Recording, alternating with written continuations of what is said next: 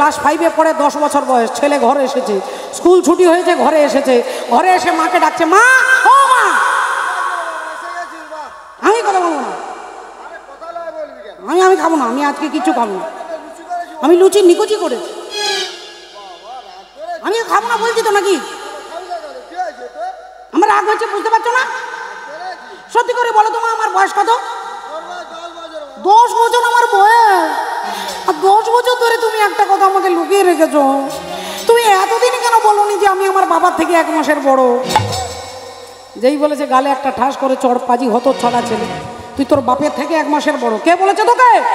আমাকে তো ঠাকুমা বলেছে। ঠাকুমা কি বলেছে? ঠাকুমা বলেছে যে বাবা নাকি ঠাকুমার গর্ভ থেকে 10 মাসে হয়েছে, আর আমি নাকি তোমার গর্ভ থেকে 9 মাসে হয়েছি। তাহলে আমি 9 মাসে, বাবা 10 মাসে, মানে আমি 1 মাস আগে হয়েছি, বাবা 1 মাস পরে হয়েছে। দেখেছেন মা? রাধে রাধে। ঘুমিয়ে কীর্তন শুনলে আপনার বাবা ছোট হবে, আপনি বড় হবেন। রাধে রাধে রাধে রাধে রাধে রাধে রাধে রাধে রাধে রাধে রাধে রাধে বল, রাধে রাধে রাধে রাধে রাধে রাধে বল, রাধে রাধে রাধে রাধে রাধে রাধে বল, রাধে রাধে রাধে রাধে রাধে রাধে বল, রাধে রাধে রাধে রাধে রাধে রাধে বল। ভক্ত গোকর্ণ বাড়ি এসেছে, রাস্তায় গ্রামের লোকেরা দেখতে পেয়ে বলছে, বাবা গোকর্ণ বাড়ি যেও না, বাড়ি যেও না, তোমাদের বাড়িতে ভূত হয়ে গেছে, তোমার ভাই মারা গেছে, তোমার মা মারা গেছে। মনটা দুঃখে ভরে গেল গোকর্ণের। ভাবলেন মা চলে গেছে, ভাই চলে গেছে, যাদের বাড়িতে আমি বড় হয়েছি, যাদের বাড়িতে আমি খাওয়া দাওয়া করেছি, থেকেছি, তাদের প্রতি তো আমার একটা কর্তব্য আছে, বাড়ি আমাকে যেতে হবে। ভাঙা বাড়ির মধ্যে প্রবেশ করলেন গোকর্ণ, সারাদিন ঝাড়ু দিলেন, পরিষ্কার করলেন। এবার সন্ধেবেলায় তিনি সন্ধ্যা বন্দনা করতে গঙ্গার জল হাতে নিয়ে আচমন করবে, অমনি একটা বিশাল প্রকাণ্ড ঝড় চলে এলো। বিশাল ঝড়, চারিদিকে লণ্ডভণ্ড হয়ে যাচ্ছে। কিন্তু তাকিয়ে দেখছে জানালার বাইরে গ্রামের আর কোথাও ঝড় নেই, শুধু ঘরের মধ্যেই ঝড়। বিশাল বিকট শব্দ হচ্ছে, এলোমেলো হয়ে যাচ্ছে ঘরের জিনিসপত্র। গোকর্ণ ভাবলেন এটা কি? তাহলে কি হাতে ছিল গঙ্গার জল, আর ওই গঙ্গার জলটা যেই ছিটিয়ে দিয়েছে, অমনি কে যেন বলে উঠলো, দাদা আমায় বাঁচাও, দাদা আমায় বাঁচাও, আমি আর পারছি না দাদা, আমার বড্ড কষ্ট, দাদা আমাকে বাঁচাও, দাদা আমাকে বাঁচাও। গোকর্ণ বললেন, কে তুমি? দাদা আমায় চিনতে পারছো না? আমি তোমার ভাই, আমার নাম ধুন্ধকারী। ভাই তুমি, তোমার এই অবস্থা? আর বলো না দাদা, ওই পতিতা রমণীদের মনোরঞ্জন করতে গিয়ে আমি আমার জীবনের সব হারিয়েছি। তাদেরকে বিশ্বাস করে তারা আমাকে বিষ খাইয়ে মেরেছে, তারপরে এই কুয়োর মধ্যে আমাকে ফেলে দিয়েছে। দাদা তুমি আমাকে উদ্ধার করো, দাদা আমি আর পারছি না, দাদা আর পারছি না, উদ্ধার করো, তোমার হাতে ধরছি। দাদা আমি যখন জীবিত ছিলাম তখন তোমার কাছে কোনোদিন এসে দাঁড়াইনি, কোনোদিন তোমার চোখে চোখ রেখে তোমার ভগবানের নাম শ্রবণ আমি কোনোদিন করিনি। তোমাকে অপমান করেছি, তোমাকে অত্যাচার করেছি, কিন্তু দাদা তুমি আমাকে ক্ষমা করে আমার উদ্ধার করে দাও, দাদা আমি আর পারছি না। গোকর্ণ বললেন, ভাই আমি যখন সবই জানলাম তখন তোমাকে উদ্ধার করা আমার কর্তব্য। গোকর্ণ পরের দিন সকালবেলায় পণ্ডিতদের, ব্রাহ্মণদের জিজ্ঞাসা করছেন কি করব? বললেন, এক কাজ করুন, আপনি গয়াধামে চলে যান। গয়াধামে গিয়ে বিষ্ণুর পাদ পদ্মে পিণ্ডদান করুন, আপনার ভাইয়ের আত্মা উদ্ধার হয়ে যাবে। আপনার মায়ের হয়ে, আপনার ভাইয়ের হয়ে আপনি পিণ্ডদান করে দিন। এখন ভক্ত গোকর্ণ তিনি যাচ্ছেন, রাধে রাধে, তিনি যাচ্ছেন গয়াধামে বিষ্ণুর পাদ পদ্মে পিণ্ডদান করবার জন্য। পিণ্ডদান করতে যাচ্ছেন, হরি বল। দেখুন ভক্তিমতী মায়ের, ভগবান ছাড়ার অন্য কোনো গতি নেই বাবা। এ জগতে আপনি কোটি কোটি টাকার মালিক হতে পারেন, এই জগৎ আপনাকে বেশি দিন মনে রাখবে না। আপনি বড় নেতা হতে পারেন, মন্ত্রী হতে পারেন, ধনী হতে পারেন, পণ্ডিত হতে পারেন, আপনাকে জগৎ সারা জীবন মনে রাখবে না। কিন্তু আজও আপনারা মনে রেখেছেন ভক্ত ধ্রুবকে, সত্যযুগের ছেলে। আজও আপনারা মনে রেখেছেন ভক্ত প্রহ্লাদকে, আজও আপনারা মনে রেখেছেন মীরাবাইকে, আজও রূপ সনাতন গোস্বামীকে আপনারা মনে রেখেছেন। কিসের জন্য? টাকার জন্য? বলে না। জ্ঞানের জন্য? বলেন না। শুধুমাত্র ভক্তির জন্য। ভক্তের হৃদয়ে তাদের নাম লেখা আছে বাবা। আপনার নাম এমনিতে পাঁচিলের মধ্যে পাঁচিলে পাঁচিলে বড় বড় রাজনৈতিক নেতাদের নাম লেখা থাকে, অমুক বাবু অমর রহে, তুসুক দিদি অমর রহে, ইত্যাদি ইত্যাদি লেখা থাকে। কিন্তু এই লেখাটা কতদিন থাকে? বলে আষাঢ় শ্রাবণ মাসে যখন বর্ষাকাল আসবে, বৃষ্টির জলে সব ধুয়ে মুছে পরিষ্কার হয়ে যাবে। কিন্তু ভক্তের নাম আপনাদের কোথায় লেখা আছে? অন্তরে লেখা আছে। গানটা আমি মনে পড়ে গেল, তাই দুটো লাইন আপনাদের মনে করিয়ে দেব। প্রয়াত শিল্পী মান্না দে মহাশয়ের কণ্ঠে এই গান আপনারা শুনেছেন। যদি কাগজে লেখো না, কাগজ ছিঁড়ে যাবে, পাথরে লেখো না, পাথর ক্ষয়ে যাবে, হৃদয়ে লেখো না, সে নাম রয়ে যাবে। যদি কাগজে লেখো না, কাগজ ছিঁড়ে যাবে, পাথরে লেখো না, পাথর ক্ষয়ে যাবে, হৃদয়ে লেখো না, সে নাম রয়ে যাবে। যদি কাগজে লেখো না, গভীর হয় গো যেখানে ভালোবাসা, মুখে তো সেখানে থাকে না কোনো ভাষা। গভীর হয় গো যেখানে ভালোবাসা, মুখে তো সেখানে থাকে না কোনো ভাষা। চোখেরও আড়ালে মাটির নিচে ওই ফলগু চিরদিনই নীরবে বয়ে যাবে, হৃদয়ে লেখো না, সে নাম রয়ে যাবে। যদি কাগজে লেখো না। তাহলে ভক্ত গোকর্ণ কি করলেন? বিষ্ণুর পাদ পদ্মে পিণ্ড দান করলেন, ভাইয়ের জন্য পিণ্ড দান করলেন। আর পিণ্ড দান করে ভাবলেন তাহলে ভাই মনে হয় গিয়ে দেখবো উদ্ধার হয়ে গেছে। যেতে 15 দিন, আসতে 15 দিন। 1 মাস পরে যখন এলেন বাড়িতে, আবার সন্ধেবেলায় বসেছে, আবার দেখছে ওই সন্ধেবেলায় চারিদিকে ঝড়, আবার ঝড়, চিৎকার, বাঁচাও বাঁচাও বাঁচাও। ভাই গোকর্ণ বললেন কি ব্যাপার? তা তোমারটা হয়তো আমি পিণ্ডদান করে এলাম। দাদা দাদা আমাকে আমাকে বাঁচাও, দাদা আমাকে বাঁচাও, আমি আর পারছি না দাদা, এই যন্ত্রণা আর সহ্য করতে পারছি না দাদা, এই যন্ত্রণা আর সহ্য করতে পারছি না দাদা, বাঁচাও। ভক্তিমতী মায়ের গোকর্ণ ভাবলেন বিষ্ণুর পাদ পদ্মে পিণ্ডদান করে এলাম, তবুও উদ্ধার হলো না, তাহলে নিশ্চয়ই আমার কোথাও ভুল হয়ে গেছে। আবার তিনি গেলেন, আবার তিনি 15 দিন যেতে লাগলো। আবার 15 দিন পরে ফিরে এলেন, বিষ্ণুর পাদ পদ্মে পিণ্ডদান করে এসে আবার দেখছে ভূত যেমনকার তেমনি চিৎকার করছে, আর্তনাদ করছে, বাঁচাও দাদা বাঁচাও, জ্বলে গেল, পুড়ে গেল, জ্বলে গেল বলে। এখন গোকর্ণ ভাবলেন আমি দুবার গয়াতে পিণ্ডদান করে এলাম, আমার ভাই উদ্ধার হচ্ছে না, তাহলে কি তীর্থ, গয়া তীর্থ মিথ্যে? আপনারাও ভাববেন যে ভাগবত যদি লিখছে যে গোকর্ণ 2 বার পিণ্ডদান করে এলেন, দুবার গিয়েও ভাই উদ্ধার হচ্ছে না প্রেতজনি থেকে, অথচ বিষ্ণুর পাদ পদ্মে পিণ্ডদান করলেই তিনি উদ্ধার হয়ে যায়, তাহলে আজকে ধুন্ধকারী উদ্ধার হচ্ছে না, তাহলে কি মিথ্যে না কোথাও একটা ভুল হয়ে গেছে? গোকর্ণ দুবার গেলেন, ভাই যখন উদ্ধার হচ্ছে না, বড় বড় পণ্ডিতদের জিজ্ঞাসা করছেন কি করব কি করব, কেউ কিছু বলতে পারছে না। এখন ভুলটা কোথায় হচ্ছে কেউ মনে আর করতে পারছে না, কিন্তু আপনারা মনে করে দেখুন না ভুলটা কোথায় হয়েছে, একটু মনে করে দেখুন। পিণ্ডদান করতে গেলে যার নামে পিণ্ডদান করবেন তার বাবা আর মায়ের নামটা বলতে হবে। এবার আপনারা বলুন তো মা, ওই ধন্ধুকারীর মায়ের নাম কি, বাবার নাম কি?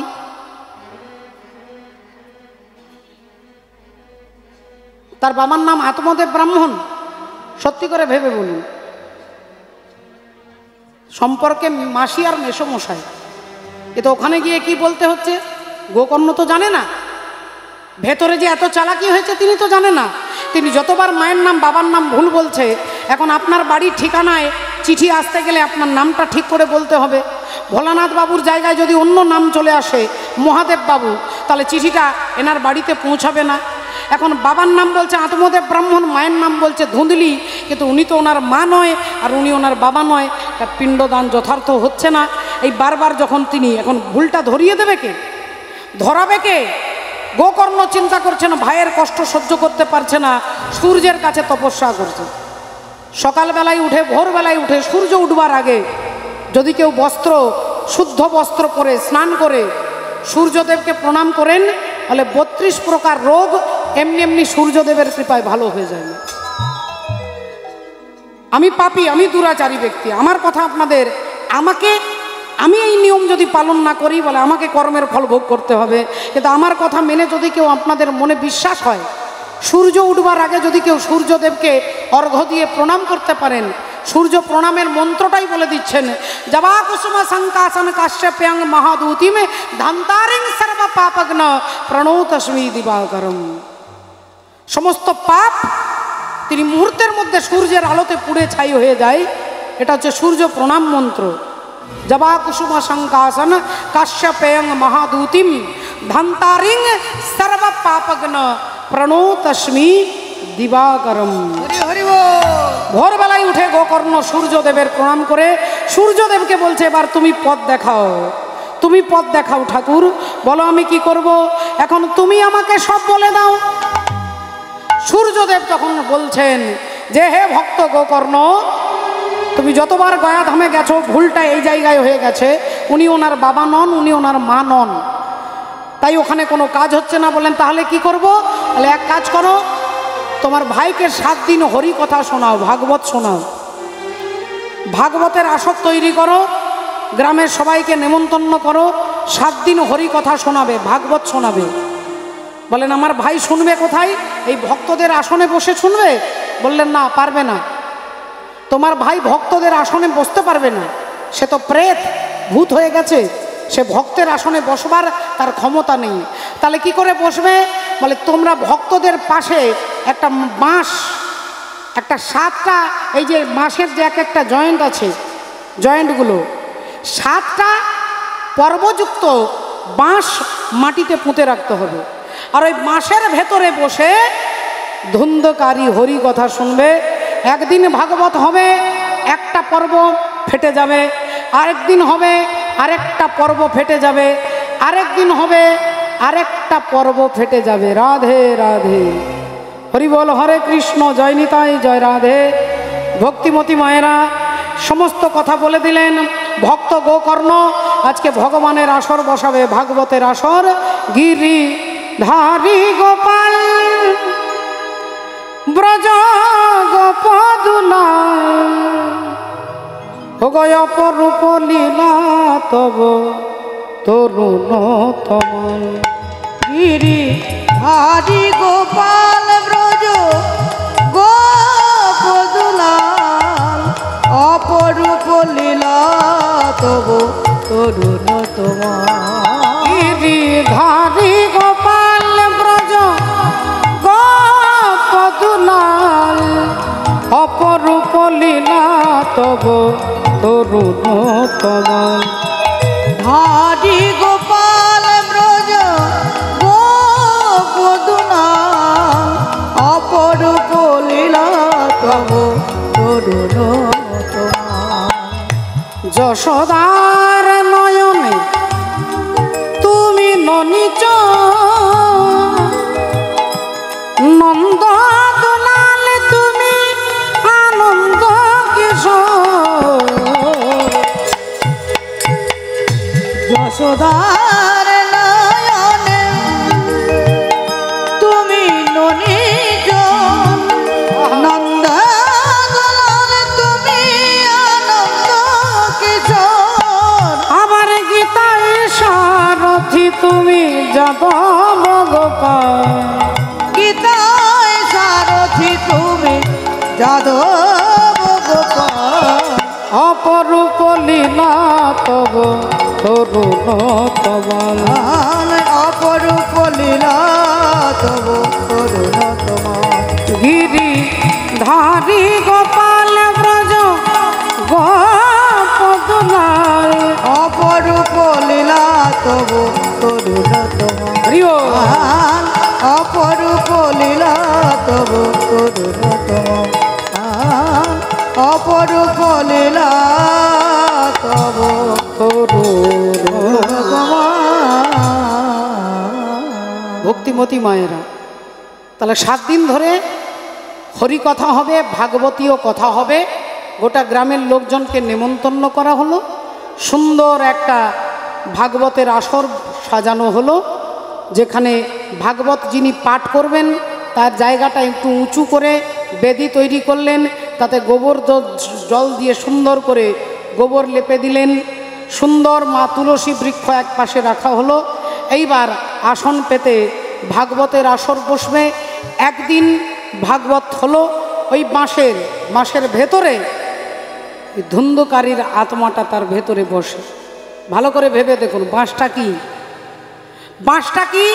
7টা পর্ব আছে, 7টা পর্ব মানে 7টা জয়েন্ট। এই দেহটার দিকে তাকিয়ে দেখুন বাবা, এটাও বাঁশ, এটাও 7টা ধাতু দিয়ে তৈরি। প্রথমেই চামড়া, মাংস, অস্থি, শনিত, শুক্র, এই 7টা যে স্তর, এই 7টা স্তরের ভেতরে কে আছে? আত্মারূপী ধুন্ধকারী আত্মা আছে। আত্মা, এটা দেহটাই হচ্ছে বাঁশ। রাধে রাধে। ও যে শুক্র রূপে ছিলে তুমি পিতার মস্তকে, আর কামা বেশে প্রবেশ করলে মাতৃ জঠরেতে। তাহলে আমি প্রথমে ছিলাম আমার বাবার কাছে, তারপরে এলাম মায়ের গর্ভে। ছিলাম বাবার মস্তকে, এলাম মায়ের গর্ভে। শুক্র রূপে ছিলে তুমি পিতার মস্তকে, আর তুমি এলে মাতৃ জঠরেতে। কামের দ্বারা এলাম মাতৃগর্ভে। সেথায় আর রজে আর বীর্যে মিশে একটা শাউলাকারে নিরাকারে আকার ধরেছ, আর সেই না দেশের কথা রে মন ভুলে গিয়েছ। এ দেহের হিসাব দেখ, এই দেহটার কথা বলছিল, এ দেহের হিসাব দেখ, দেখ রে মানব জমিনে, দেহের হিসাব দেখ, দেখ রে মানব জমিনে, দেহের হিসাব দেখ, দেখ রে মানব জমিনে। গড়েছে 3 কারিগর, গড়েছে 3 কারিগর, মিলে শহর টানা দিয়ে 3 গুণে। ও দেহের হিসাব দেখ রে মানব জমিনে, দেহের হিসাব দেখ, দেখ রে মানব জমিনে।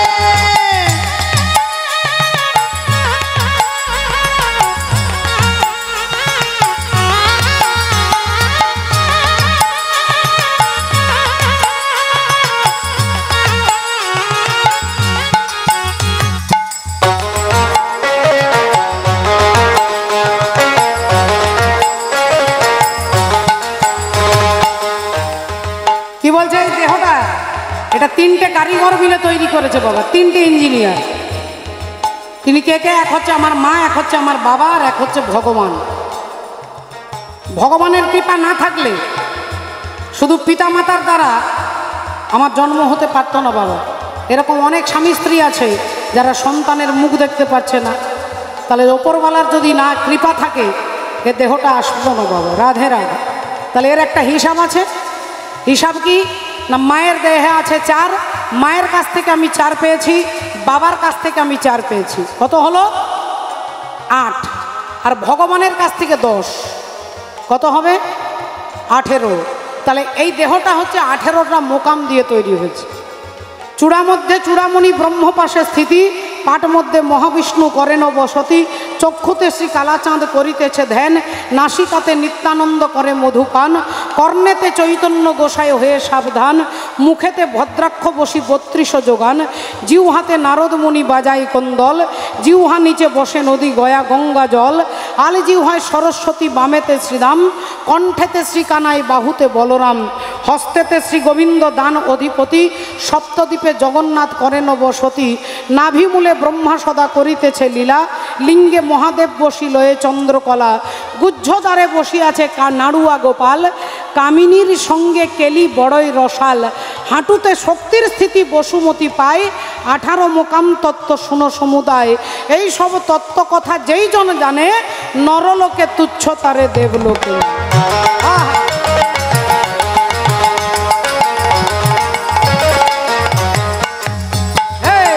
গড়েছে 3 কারিগর, গড়েছে 3 কারিগর, মিলে শহর টানা দিয়ে 3 গুণে। দেহের হিসাব দেয় দেখ রে মানব জমিনে, দেহের হিসাব দেখ রে মানব জমিনে।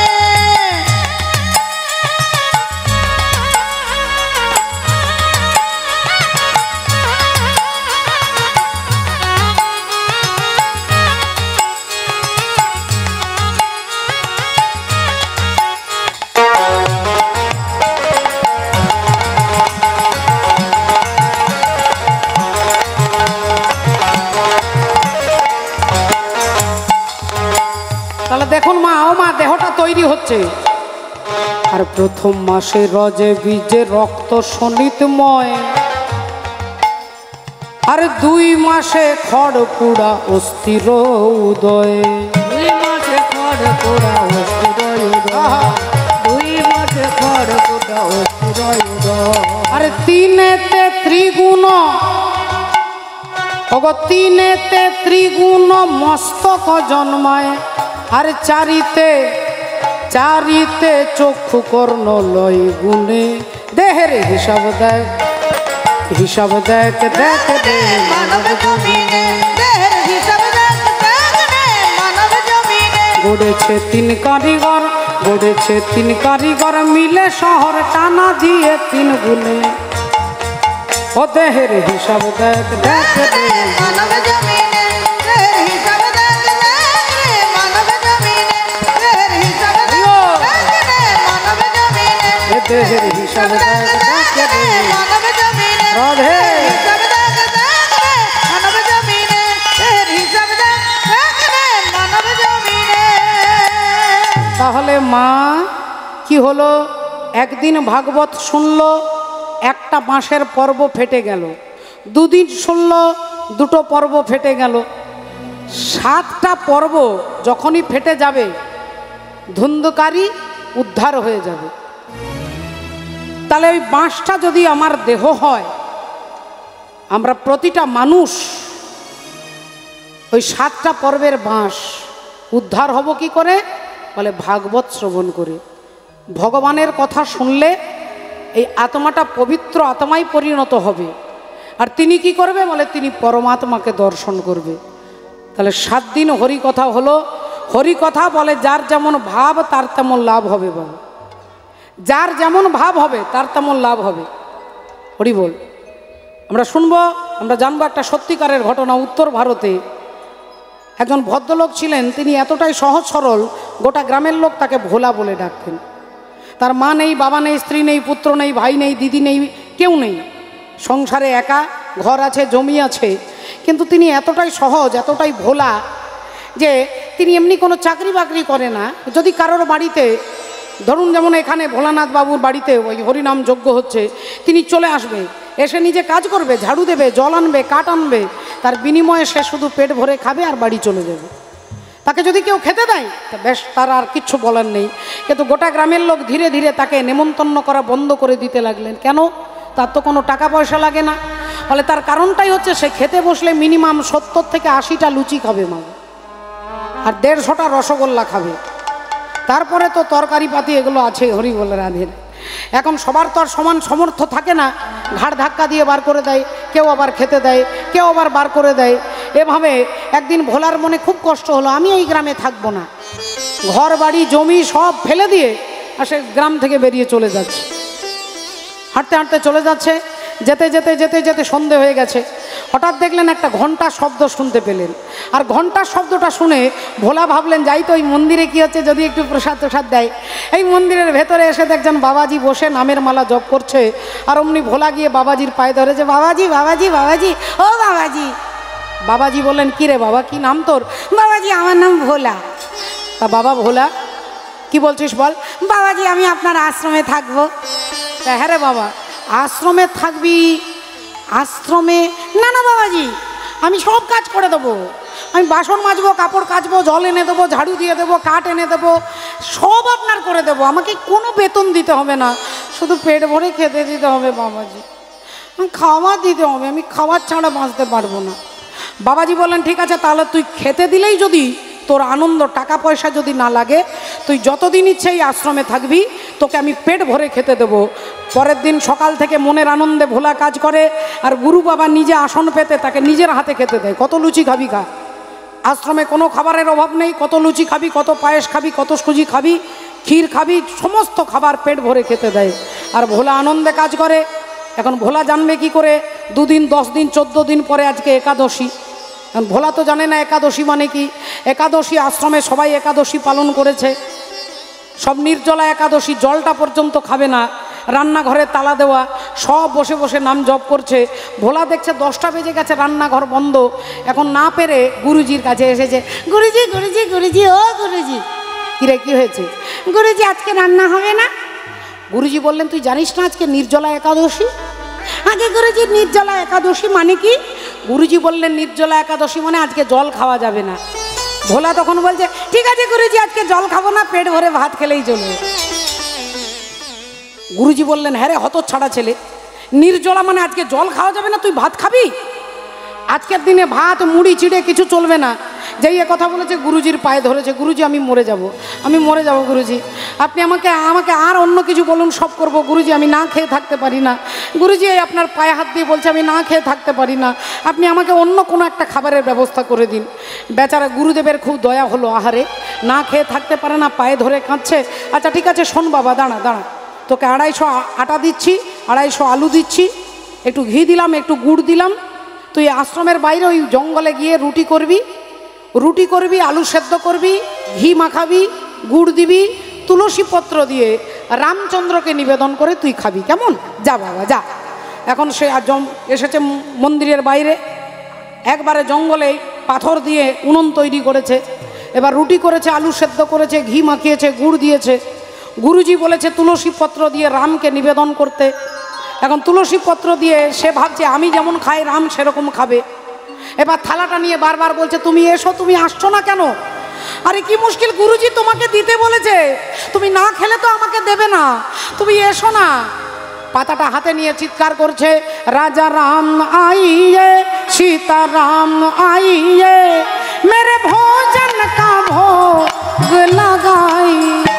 राजा राम आइए, सीता राम आइए, मेरे भोजन का भोग लगाइए।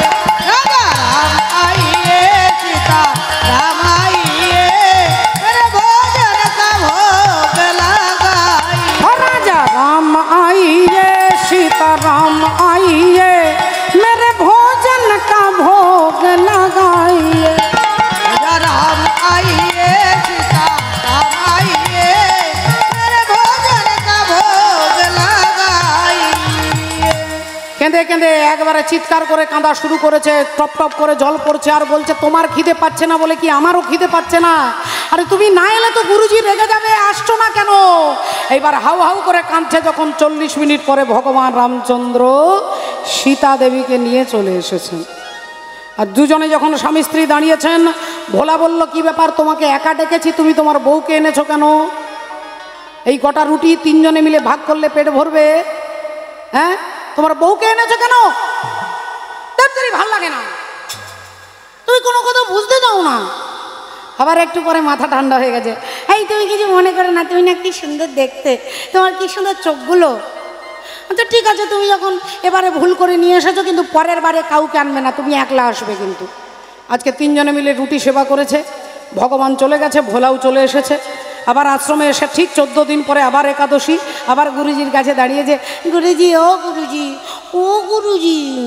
গুরুজি বলেন কি রে কি হয়েছে? গুরুজি আজকে একাদশী। ও তোকে আটা দিতে হবে না? আচ্ছা কত আটা লাগবে বল, তাড়াতাড়ি বল, তাড়াতাড়ি বল, আমার আরেকজন শিষ্য এনে দেবে, বল। গুরুজি আগের বারে যা দিয়েছিলেন এবারে একটু বেশি বলবো না, রাগ করবেন না, বেশি বলবো না, আগের বারে 250 দিয়েছিলেন, এবারে 3.5 কেজি দিলেই চলবে।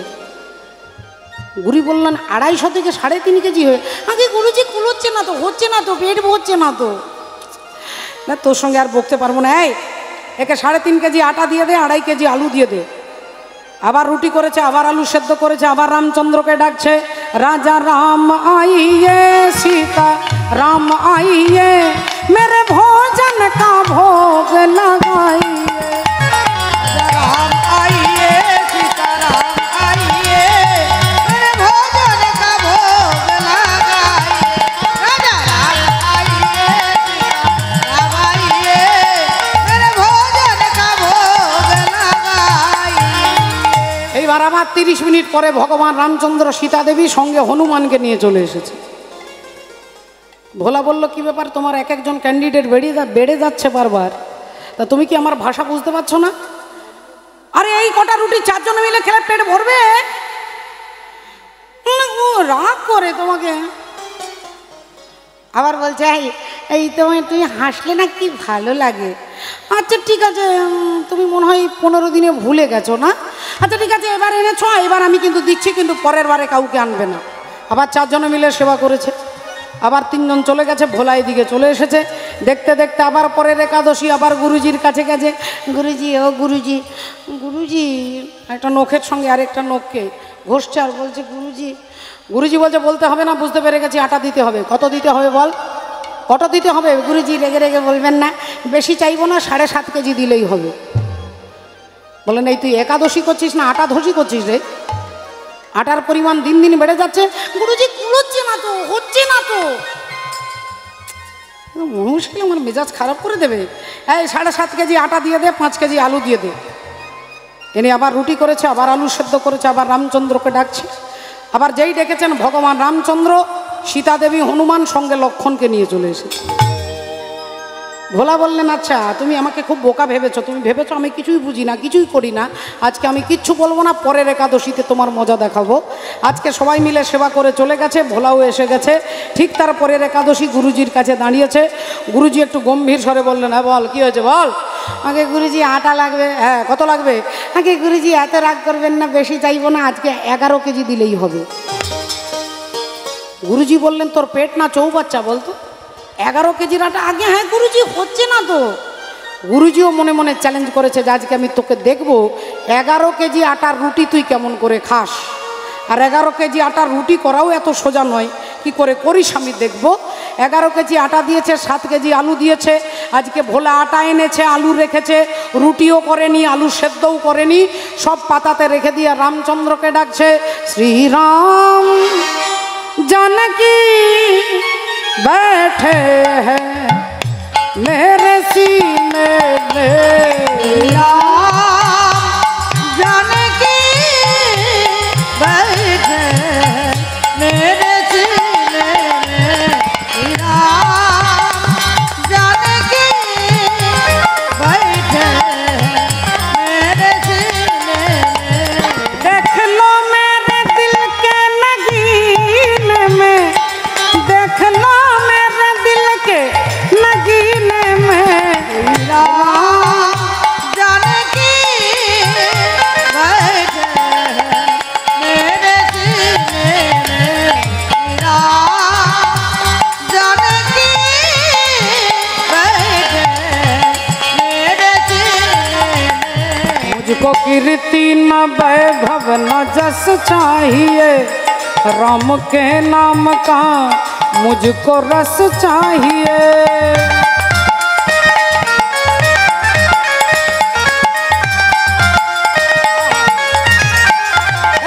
मुझको कीर्ति न वैभव न जस चाहिए, राम के नाम का मुझको रस चाहिए। सुख मिले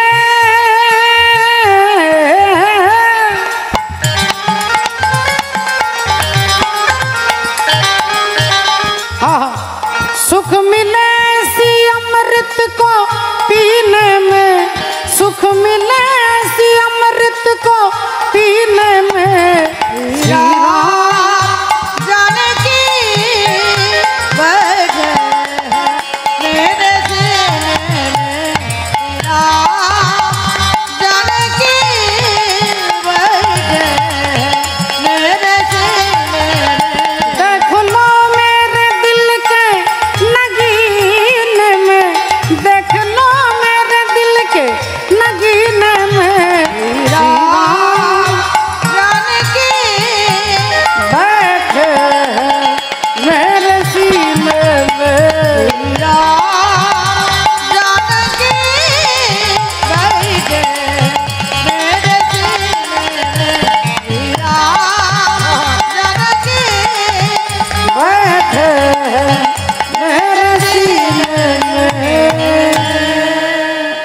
এখন মাগো ঠিক 20 মিনিট পরে ভগবান রামচন্দ্র, সীতা দেবী, হনুমান, লক্ষণ, ভরত, শত্রুঘ্ন টোটাল ফ্যামিলি চলে এসেছে। টোটাল ফ্যামিলি চলে এসেছে। এসেই রামচন্দ্র বললেন, কি ব্যাপার ভোলা, আজকে রুটি করনি, আলু সেদ্ধ করনি? ভোলা বললেন, না, তুমি কি ভেবেছো আমি এত বোকা? আমিও দেখে নিলাম কজন এসেছো, সেই সাইজের রুটি হবে, সেই সাইজের রুটি হবে মা। একজন সুগার রুগী ডাক্তারকে দেখাতে গেছে, 350 সুগার। ডাক্তারবাবু বলছেন এটা খাবে না, ওটা খাবে না। আচ্ছা, আপনি এত খান, কি এমন খান যে 350 সুগার হয়ে গেল? ডাক্তারবাবু, বেশি তো কিছু খায় না, ভাত তো একবারই খায় না, আলু খায় না, মিষ্টি খায় না, শুধু যা খায় সারাদিনে ওই 8টা-10টা রুটি খায়। ডাক্তারবাবু বললেন 8টা-10টা রুটি খাওয়া যাবে না, মাত্র হরিবোল, দুপুরে 2টো খাবেন, রাত্রে 2টো খাবেন। কেমন? 2টো রুটি খাবেন আর 4টে রুটির বেশি খাবেন না। এখন যেই বলে দিয়েছে, আবার 1 মাস পরে ডাক্তার দেখাতে এসেছে, দেখছে ওই 350 সুগার। তা বললেন, আপনার সুগার লেভেল কমছে না কেন? বললেন, ডাক্তারবাবু আপনি জিজ্ঞাসা করুন আমার স্ত্রীকে, আপনি যা বলে দিয়েছেন আমি তাই খাচ্ছি, 2 4টে রুটি খাই, এর বেশি তো খাই না। স্ত্রীকে বলছেন, বলুন কি ব্যাপার, ইনি কি এরকমই খাবার খায়? বলে, হ্যাঁ, আপনি যা বলেছেন 4টেই রুটি খায়। আগে 1 কিলো আটার 16টা রুটি হতো, এখন 1 কেজি আটারই 4টে রুটি করছি। তাহলে আটার পরিমাণ কমছে না, আমার কোয়ান্টিটিটা শুধু কমে যাচ্ছে। আগে 16টা হতো, এখন 1 কেজিরই 4টে রুটি করি। তা তেমনি ভোলা বলছে, আজকে তুমি কি ভেবেছো আমি এত বোকা? তুমি আজ দেখে নিলাম কজন এসেছো, সেই সাইজের রুটি হবে, আর এত রুটি আমি করতে পারবো না, আমি করতে পারবো না। রামচন্দ্র বললেন, আজকে তোমাকে করতে হবে না। সীতা দেবীকে বললেন, যাও। হনুমানকে বলছে, যাও কাঠ এনে দাও। লক্ষণকে বলছে, বিলে দাও। সীতা দেবী রুটি করছেন, ভোলা আপন মনে গাছের তলায় বসে নাম জপ করছেন, আপন মনে নাম জপ করছেন, রাধে রাধে। আর এদিকে গুরুজি ভাবছে 11 কেজি আটা নিয়ে গেছে, দেখি কীরকম করে খাচ্ছে। গুরুজি এসে গাছের আড়াল থেকে দেখছে ভোলা চোখ বন্ধ করে নাম জপ করছে। গুরুজি এসে বললে, কিরে আটা কোথায়, রুটি কোথায়? আগে গুরুজি আমি বলে দিয়েছি আমি করতে পারবো না। তাহলে কে রুটি করছে? আগে গুরুজি এই মা সীতা রুটি করছে, এই তো মা রুটি করছে, দেখুন না। গুরুজি গম্ভীর হয়ে গেছে, হ্যাঁ আমার সঙ্গে আর কি হচ্ছে? তুই 11 কেজি আটা নিয়ে এলি, রুটি কোথায়, কোথায়, কে রুটি করছে? আগে গুরুজি ওই তো বললাম মা সীতা। আবার মিথ্যে কথা বলছিস? আমি তোকে ভালোবাসি, তার মানে এই নয় যে তুই আমার সঙ্গে এরকম নোংরা আর কি করবি, বল। আগে গুরুজি আমি তো আপনাকে মিথ্যে কথা বলছি না, ওই তো মা সীতা রুটি করছে, ওই তো হনুমান কাঠ এনে দিচ্ছে, দেখুন না, দেখুন না। গুরুজি বলছে, তুই আবার মিথ্যে কথা বলছিস, কাল সকাল হলেই তোকে ঘাড় ধাক্কা দিয়ে আশ্রম থেকে তাড়িয়ে দেবো। গুরুজি আপনি আমাকে কালকে কেন আজকেই তাড়িয়ে দেন, কিন্তু গুরুজি আমি আপনাকে মিথ্যে কথা বলছি না গুরুজি, আমি মিথ্যে বলছি না, আমি আপনাকে মিথ্যে বলছি না, এই আপনার পায়ে হাত দিয়ে বলছি। আর যেই ভোলা গুরুদেবকে ছুঁয়ে দিয়েছে, যেই গুরুদেবের পায়ে হাতটা দিয়েছে, অমনি গুরুদেব দেখছে কি, দেখে স্বয়ং ভগবান দাঁড়ায়ে আছে, স্বয়ং ভগবান দাঁড়ায়ে আছে, স্বয়ং ভগবান দাঁড়ায়ে আছে, স্বয়ং ভগবান দাঁড়ায়ে আছে, ও যে ভক্তের কাছে কাছে, স্বয়ং ভগবান দাঁড়ায়ে আছে, ভক্তের কাছে কাছে, স্বয়ং ভগবান দাঁড়ায়ে আছে, আজ ভক্তের কাছে কাছে, একবার হরি হরি হরি হরি বল। আজ ভক্তের হৃদয় মন্দিরে আলো করে, ভক্তকে কৃপা করবে বলে, হৃদয় মন্দির আলো করে, ভক্তকে কৃপা করবে বলে, হৃদয় মন্দিরে আলো করে, স্বয়ং ভগবান দাঁড়ায়ে আছে। তাহলে বাবা দেখুন, যেই ভোলা ছুঁয়ে দিল, অমনি গুরুদেব ভগবানকে দর্শন করছে। তাহলে এবার বলবেন, আপনারা বলবেন, তাহলে একাদশী যারা যারা করেন 11 কেজি আটা রুটি, তাহলে যদি গোটা ঘটনাটা শুনে আপনি বুঝলেন যে ভগবান রুটি খেতেই এসেছে, তা কিন্তু নয় বাবা। ভোলার সহজ পবিত্র গুণ, তিনি কত বড় ত্যাগী, ঘর বাড়ি এক কথায় সব ছেড়ে দিয়ে চলে এসেছে। তিনি কত সত্যবাদী, গুরুদেবের পায়ে ধরে বলছে আমি না খেয়ে থাকতে পারি না। তিনি সত্যবাদী, তিনি সহজ, তিনি সরল, তার মধ্যে চালাকি নেই, তার মধ্যে কোনো ছলনা নেই বলে ভগবান শ্রীরাম তার কাছে এসেছেন। আপনাদের কাছে বানানো ঠাকুমার ঝুলির গল্প বলিনি মা?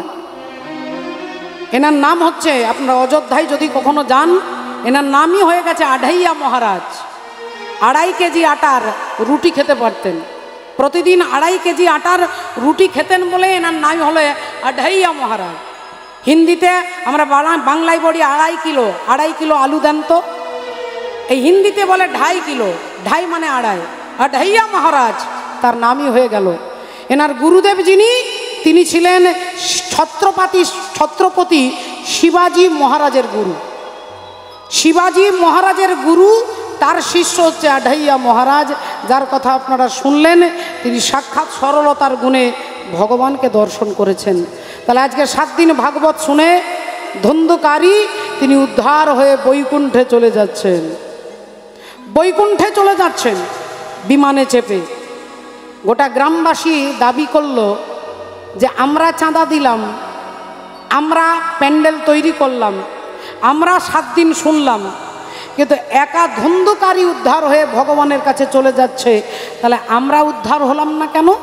ভক্ত গোকর্ণ বললেন যে ধন্দকারী যে মন দিয়ে ভাগবত শুনেছে, তোমরা সেই মন দিয়ে ভাগবত শোনোনি, সেই মন দিয়ে তোমরা ভাগবত শোনোনি। হরি বলে রাধে রাধে। হরিবাসরে এসেছো, হরিবাসরে বসেছো, মাঝে মাঝে জুতোতে হাত দিচ্ছ, জুতোটা ঠিক আছে কি না? এই যে মন চঞ্চল, মাঝে মাঝে ঘরে ঠিক তালা চাবি দিয়েছি তো, নাতিটা আছে পড়ে যাচ্ছে না তো, ছেলে এলো, ছেলেকে খাবার দেবার, ছেলে আবার মাথা গরম করবে, এই যে মনটা কখনো সংসার কখনো ভাগবতে, এই কারণের জন্য তোমাদের জন্য বিমান পুষ্পরথ এসে বৈকুণ্ঠে নিয়ে যায়নি। কিন্তু ধুন্ধকারী এক মনে নিশ্চল চিত্তে তিনি ভগবত কথা শুনেছেন, তাই তিনি উদ্ধার হয়ে গেলেন। গ্রামবাসীরা বললেন ঠিক আছে, আমরা পরের মাসে আবার 7 দিন ভাগবত করাবো, আমরা একাগ্র চিত্তে ভক্তি সহকারে ভাগবত শুনব। আবার ঠিক পরে সুন্দর করে হরিবাসর সাজানো হলো। আবার 7 দিন ভাগবত শুনে যারা সহজ সরল বিশ্বাসে হরিকথা, আজকের ভাগবতীয় কথা, আজকের পালা যারা বিশ্বাস সহকারে শুনেছেন, অন্তিমকালে আপনারাও কিন্তু ভগবত চরণ পাবেন। তবে সবটাই বিশ্বাস, আমি আপনাদের যুক্তি দিয়ে আপনাদের দেখিয়ে দিতে পারবো না, কিন্তু যদি কেউ সরল মনে বিশ্বাস করে থাকেন যে হরি কথা শুনলে অন্তিমকালে বৈকুণ্ঠে যাওয়া যায়, তাই গোটা গ্রামবাসীর অনেক ভক্ত ভগবত চরণ পেয়ে গেলেন। গোকর্ণ মনে মনে চিন্তা করলো, তাহলে আমি তো ভাগবত পাঠ করলাম, আমি তো ভগবানের দেখা পেলাম না, আমি তো ভগবানকে পেলাম না। যখন তিনি দাঁড়িয়ে দাঁড়িয়ে কাঁদছেন, তখন দেবর্ষি নারদ এসে দাঁড়িয়েছে, নারায়ণ নারায়ণ না। গোকর্ণ বললেন, তাহলে আমি কি ভগবানকে পাবো না? আমি কি বৈকুণ্ঠে যেতে পারবো না? আমার জন্য কি বিমান আসবে না, রথ আসবে না? নারদ মুনি বললেন, না, তোমার জন্য রথ আসবে না, তোমার জন্য বিমান আসবে না। কেন? আমি কি এত মহাপাপী? নারদ মুনি বললেন, না, তুমি একবার পিছন ফিরে তাকিয়ে দেখো।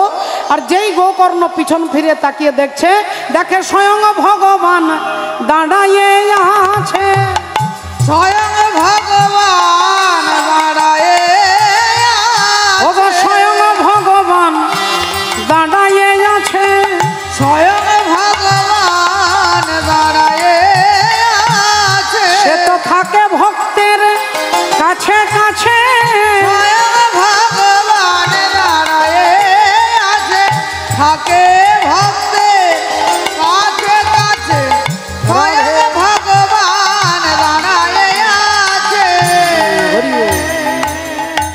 ভগবান পিছন থেকে বললেন, গোকর্ণ, তোমার জন্য আমি এসেছি, আমি তোমাকে হাতে ধরে আমার ধামে নিয়ে যাব। তাই ভগবানের সঙ্গে গোকর্ণ ভগবত ধামে যাচ্ছেন। মা, আজকে রাধে রাধে ভক্ত ভগবানের মিলন আমরা দেখলাম, আমরা শুনলাম। পরবর্তী কীর্তনিয়া শ্রদ্ধেয় দাদা দেবনারায়ণ পাল মহাশয়, তিনি আপনাদের কাছে হরি কথা সাধন করবেন। আজকে একবার সবাই মিলে আমরা হাত তুলে বলবো হরে কৃষ্ণ হরে কৃষ্ণ হরে কৃষ্ণ হরে কৃষ্ণ কৃষ্ণ কৃষ্ণ কৃষ্ণ কৃষ্ণ হরে হরে হরে হরে হরে রাম হরে রাম হরে রাম হরে রাম রাম রাম রাম রাম হরে হরে হরে হরে। ওগো ভক্ত আর ভগবানের মিলন হইল, ভক্ত আরে ভগবানের মিলন হইল, ভক্ত আর ভগবানের মিলন হইল। ভক্ত আরে ভগবানের মিলন হইল। এবার প্রেমানন্দে বাহু তুলে হরি হরি বলে, প্রেমানন্দে বাহু তুলে হরি হরি বলো, সবে মিলে জয় গাও বলো হরি হরি, সবে মিলে জয় গাও বলো হরি হরি। হরি নামের প্রভাবে ভব সিন্ধু যাবে তরি, ও হরি নামের প্রভাবে, হরি নামের প্রভাবে ভব সিন্ধু যাবে তরি। ও জয় রাধে রাধা গোবিন্দ জয়, রাধে রাধা গোবিন্দ জয়, রাধে রাধা গোবিন্দ জয়। জয় রাধে জয় রাধে জয় রাধে জয় রাধে জয় রাধে জয় রাধে জয় রাধে রাধে শ্যাম। চরণ ধরিতে দিও গো আমারে, নিও না নিও না সরায়, জীবন মরণ সুখ দুঃখ দিয়ে পক্ষে ধরিব জড়ায়ে, চরণ ধরিতে স্খলিত শিথিল কামনার ভার, বহিয়া বহিয়া ফিরি কতয়া, নিজ হাতে তুমি গেছে নিও হাত, দিও না আমারে ছড়ায়ে, চরণ ধরি। হরি বল, হরে কৃষ্ণ জয়। আচ্ছা জয় নিতাই, আমি গাইব একটি ভজন গান, আসুন।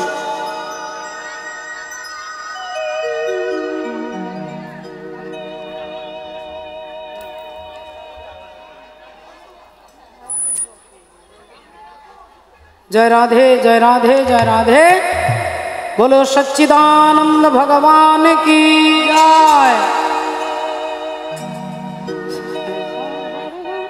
करेगा बधाई सॉरी, हाँ हाँ नाम सरेगा पधानी दा पा गरेगा मगरेगा गा गा, सरेगा पा गरे सनी रे सनी, पनी रे मा पा धा पा मगरे सनी रे सा। है आँखों जो शाम का दर्शन किया करे, है आँखों जो शाम का दर्शन किया करे, है शीश जो प्रभु चरण में वंदन किया करे। बेकार वो मुख है जो रहे व्यर्थ बातों में, मुख वो है जो हरि नाम का सुमिरन किया करे। हीरे मोती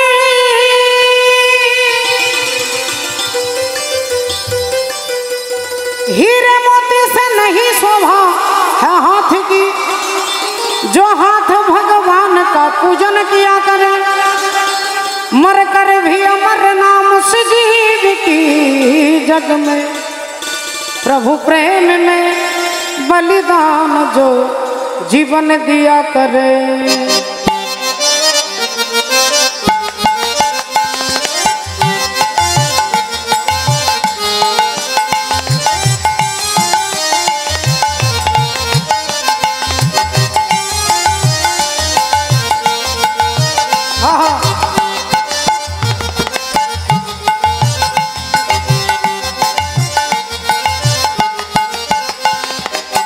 लज्जत गम बढ़ा दीजिए, राधे थोड़ी कृपा कीजिए, आप शाम से मिला दीजिए, आप शाम से मिला दीजिए।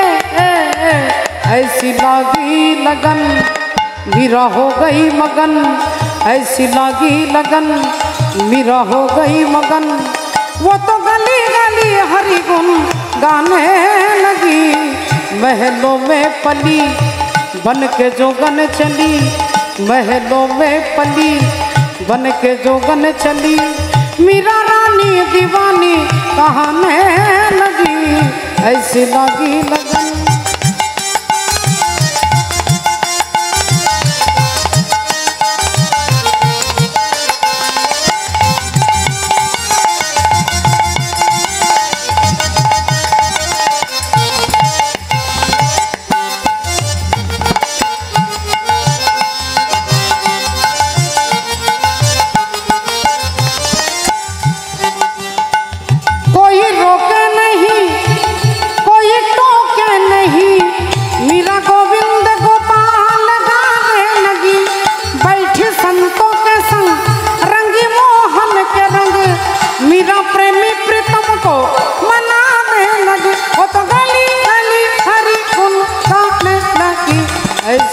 लागी लगन मीरा हो गई मगन, वो तो गली गली हरी गली गुन गाने लगी, महलों में पली बन के जोगन चली।